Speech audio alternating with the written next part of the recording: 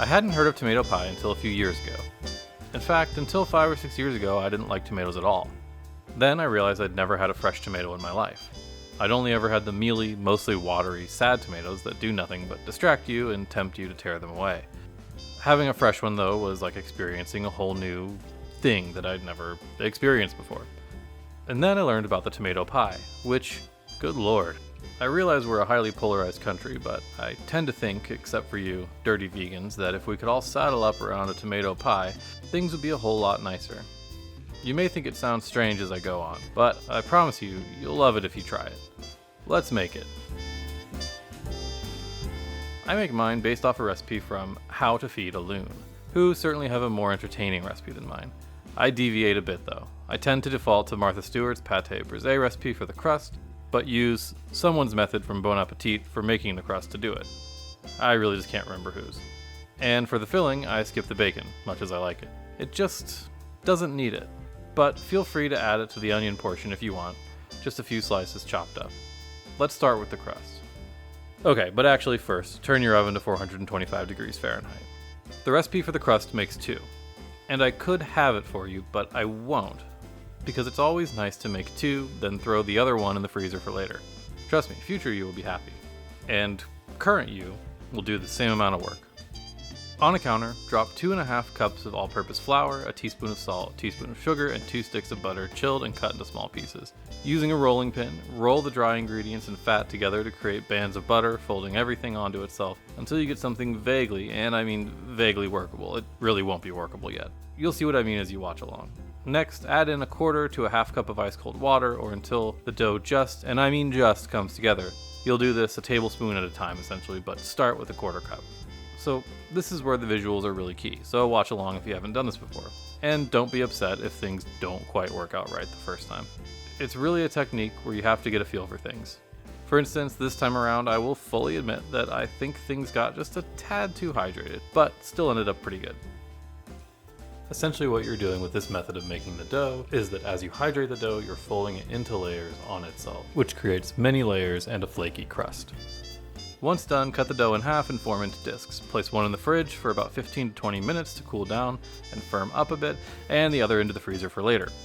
After chilling, roll out the dough using the rolling pin until it extends far enough past your pie tin to double back on itself and be folded into a crimped crust. The method I like to use to get the dough from the counter to the pie tin is to take the rolling pin and actually roll the dough up onto it so that it prevents it from tearing as you move it. And then you can easily lay it out over the pie tin and then start to push it into the corners. You want to ensure the crust actually sticks to the corners a bit so that when it bakes it doesn't shrink and then you lose the shape you create. And finally, you'll go ahead and fold the overhang under on itself to create the crust of the crust. Then go ahead and crimp it around the edges like so. At least I think this is crimping, and obviously I'm not perfect at it, and you can see that runty little section over there as well as I can. It's fine, it still tastes great. Go ahead and chill the formed dough another 15 minutes before putting it in the oven. Finally, once it's chilled, let's par bake the crust for about 15 minutes. Just put a piece of foil over the chilled crust and fill it with dried beans or rice to weigh down the foil so the crust maintains its shape. It'll look about like this after you finish the par bake. Next, turn the oven down to 350 degrees Fahrenheit. Now we're moving on to the tomatoes. You're going to need about 3 pounds. Truth be told, I've made it work with 2.5 pounds, maybe 2, but 3 pounds is really where it's at for something substantial. Process all your tomatoes by cutting out the stem area thing and then cutting into 1/4 inch slices. Place all your tomatoes onto sheet trays lined with paper towels and salt them. Let them sit for about 20 minutes to draw the moisture out, then reset them onto racks on the same sheet trays and bake for about 40 minutes. You can definitely try my technique here that I'm doing with the whole upside down flip thing, it sort of works. Anyway, definitely make sure to reserve 3 slices though for later. So what we're doing in the oven is we want to draw out a good deal of moisture, because otherwise your pie will run a very high risk of becoming a watery mess. So unlike Waterworld, which was not a mess and was a great movie. While the tomatoes bake, we'll complete the final part of our filling. In a bowl, combine 1/2 cup of mayonnaise, a tablespoon of Dijon mustard, 1 cup grated sharp cheddar, 1 cup grated Fontina, an egg, and 1/2 an onion finely diced and sauteed in butter. Your final mixture will look about like this after you've finished mixing.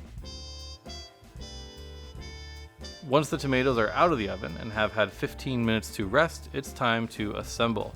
It'll take 2 to 3 layers of tomatoes depending on how thick you make them, but it all follows this pattern. Spread a layer of the mayo mixture along the bottom of the crust, then make a layer of tomatoes and season them with freshly cracked pepper, fresh oregano, and fresh basil. And if you're like me, you'll completely forget to do this on the second layer and heavily compensate on the final layer, so just don't be like me. Once you reach the final layer of tomatoes though, top the pie with additional grated cheese. You could definitely just do a mixture of the cheddar and the Fontina, but I just opted for all Fontina. And then place your reserved tomatoes on the top, in the middle, or wherever. I don't really care.